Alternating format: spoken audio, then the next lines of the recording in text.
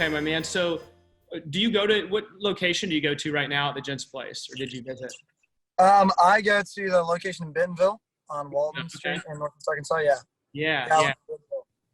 Josh and Emily are amazing owners. They run just a really fantastic club up there. So thanks. Yeah. It's very impressive. Yeah. Yeah, awesome.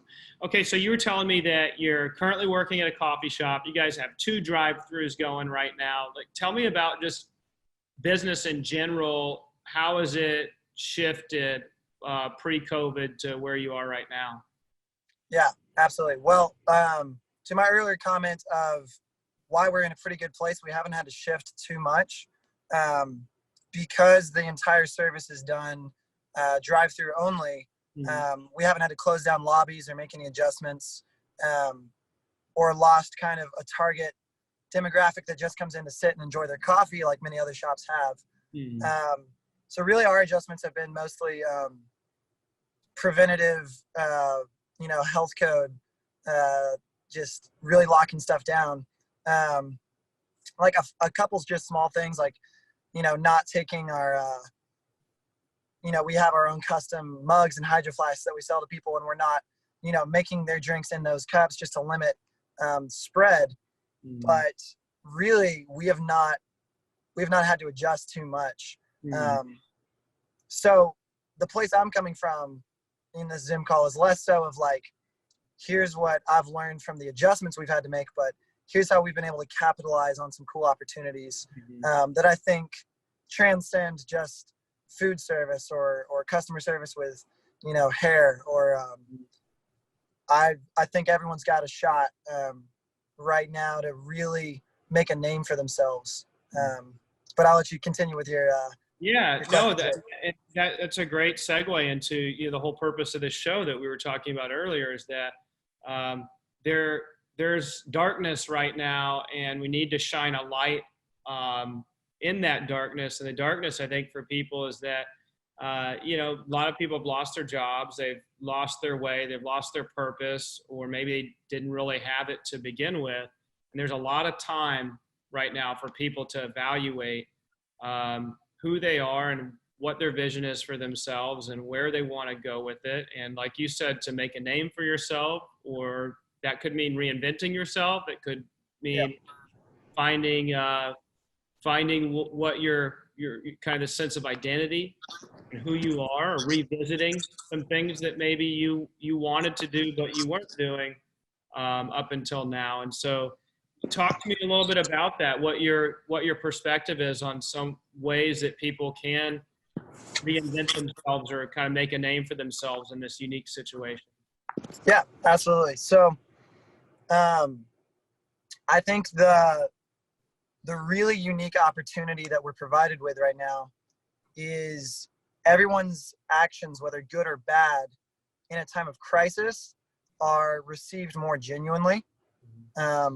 Businesses that are being maybe more cutthroat with like laying off employees, that's being taken to heart, right? Businesses that on the flip side are being really generous and making donations or making sure that their employees are well taken care of as best as they can. Everyone is hyper aware to who's looking out for themselves and who's looking out for others. And like a way that I'm doing that right now is, I'm 20 years old.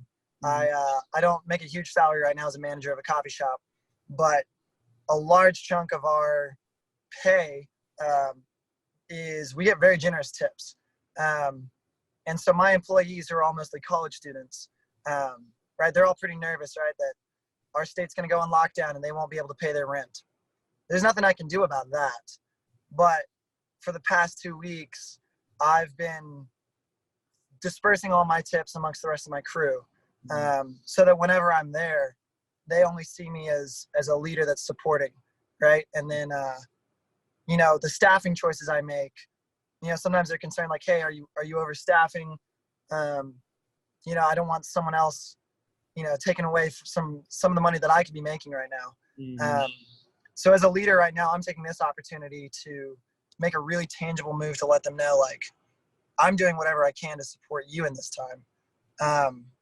And our company, um, we're in a unique spot because you mentioned earlier being grateful that the Starbucks was open, right? Mhm. So you could get your coffee.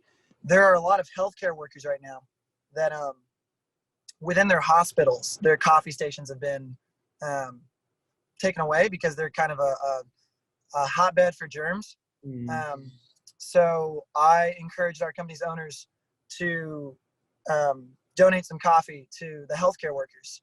Um, and I just believe that there's a lot of, if you look hard enough, no matter what industry you're in right now, whether you're just managing a group of people or you're in charge of customer relations, as you've done very well with Jen's Place, by merit of me being here on this Zoom call, um, you can do things that let people know, hey, during this time of crisis, I'm not just looking out for myself and my people. I'm extending that to others as well. Mhm. Yeah, there's an element of service here that I feel we're all obligated to pursue. And one of our values at the Gents Place is to serve first. And that may not mean that you're in a position to serve in a financial capacity. You know, there's Sure. a lot of people that were on top of the world financially and have nothing now. But what we all do have, or at least a vast majority of us have, is the world's most precious commodity, which is time. Yeah. And if we can give our time to society, if we can give our time to the homeless shelter or time to our customers and adding value in some way, that from a business perspective, I think that certainly builds up loyalty. And, you know, that will translate into dollars down the road. But beyond that, it's just the right thing to do right now, when we're all in this together, is find ways to take your time, talent, and treasure. And it's okay if you don't have treasure anymore, but you still have your time and you still have your knowledge and experiences that you've built up, to gift that to somebody else. And so whether I love that, you know, taking coffee to the healthcare workers, or, you know, getting on a Zoom call to just share your perspective, um, is a gift that people normally, you know, wouldn't make. Like there's, you know, we're seeing a big change in behaviors because of this, which I think is really awesome to Yeah. see. What are your customers telling you right now? Um, any anecdotes from people? I mean, are they happy? Are they grateful? Are they sad? Do you have any anecdotes from people that have just touched you and some of those limited interactions, you know, going through the drive-through or elsewhere? Yeah, absolutely. We have. One thing I really appreciate about the way that we run things is where we create more genuine customer interactions because we're very unstructured, and Mm. people kind of lock up when they smell an agenda or like a structure. Um, so oftentimes, man, it's almost comparable to like bartending or something. Like people will just open up like in the Mhm. drive-through lane, getting their coffee. I had a guy telling me that like he's a physical therapist, a massage therapist, and like so he's shut down. He can't see anyone. Um, and yet we have people that are without jobs right now who leave their house and they don't have much money, and they come to our coffee shop, and we all know their order. You know, a guy named Rick, everyone at my shop will tell you he gets the large hot, half Mhm. extra sweet vanilla latte. Mhm. And he comes because uh, in this time of crisis, it encourages him to see a group of people who are still working together and pumping out some positivity, Mhm. um, and who know his name. Like a lot of people are so lonely right now, Mhm. um, that when they come through and we all say, Jamie, how's it going? Like Mhm. they need that. Yeah. And they're at home and they're not getting any work done and they think they need coffee as well. Yeah. Um, but yeah, we've had a lot of healthcare workers saying they're grateful we're open. And we've had a couple people be a little bit irate Mhm. as they're buying our coffee that we're still open and think Mhm. that we should be closed as well. And we try and gracefully walk that line and appreciate that they're trying to look out for people. Mhm. Um, but we had a little girl draw us a picture saying that she wants to be like us when she grows up. Nice. And we've had customers, you know, bringing us by, you know, food and donuts and just saying, we're so glad that y'all are open. You know, here's some food. Mhm. So it's been a pretty supportive, I think what you were talking about, just we're seeing those changes in behavior. um, where, good people who ordinarily wouldn't really have the time or be in the mental headspace to think about what they can do for those around them are really rising to the occasion. It's really cool to see. Yeah, that's awesome. That's awesome. And you mentioned this connection piece, this human connection that we're put on this earth to have. We For are sure. we are here to connect with others and serve others and develop deep relationships. And I think that's there's been all these studies about how people live really long and how they create joy in their life, and they usually trace their way back to having a number of deep, high quality relationships with other people. And it doesn't have to be your mom or your dad. Maybe that relationship isn't that great. It could be with your local barista or the manager at your local store, where you're getting that connection. And so I think that's what's really making the world go around right now, is people connecting with those that care about them, that they care about, and continuing to deepen those relationships, even if it has to be on Zoom. I talked to one of our members recently, and he does cigar and scotch Zoom meetups with his buddies, and Yeah. he's continuing to deepen the relationships that he had, and he's not going to let this pandemic step in the way of that, because that is what ultimately makes us all happy, is feeling loved and feeling cared for, and knowing that there's someone there that cares about us, and someone that we can also serve. You're 20 years old. You have been told this before, I'm certain of it, that you are wise beyond your years. Where do you get your perspective at 20 years old? Because that's something that people that are 40, 50, 60, 70, regardless of age, don't have, and they're trying to find right now. Where does that come from for you? What's the source of your positivity and your mindset? I'm really glad you asked, man. And thank you for those kind words. I appreciate it. For me, it's all from a place of faith for me. Yeah, I've had a belief in God and been a follower of Jesus for a very long time. And it's remarkable the amount of conversations I've had with friends about faith since this has all started. And, some people have kind of gotten lost in the weeds of, I don't want to really consider that because I don't know exactly what's right, and so I don't want to commit to anything. But what you find when you're in a time of crisis like this is you need to have a belief in something bigger than yourself at a time when you're isolated. Because if all you believe in is yourself and you're at home out of work, it's a lonely, dark road. And you hit on that community side of things. And for me, I believe the answer for that is a faith in Jesus. And, following him, the way that he does things is getting down in the thick of it and looking to serve others first. And you talked a lot about service earlier. And for me, just that belief in God's sovereignty through this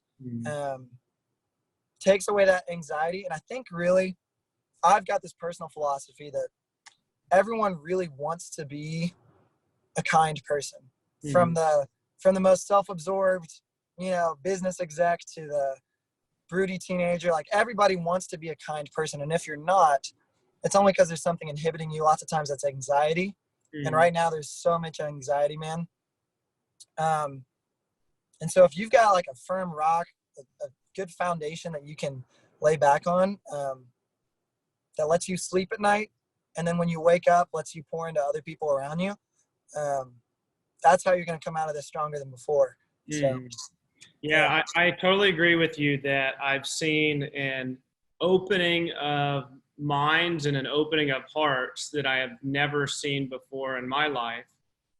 It's Republicans becoming more Democrat, and Democrats becoming more Republicans, and Muslims becoming more Christians, and Christians becoming more Muslim. It's everybody. It's this collective awakening of people coming together, finding more in common with each other than they ever have.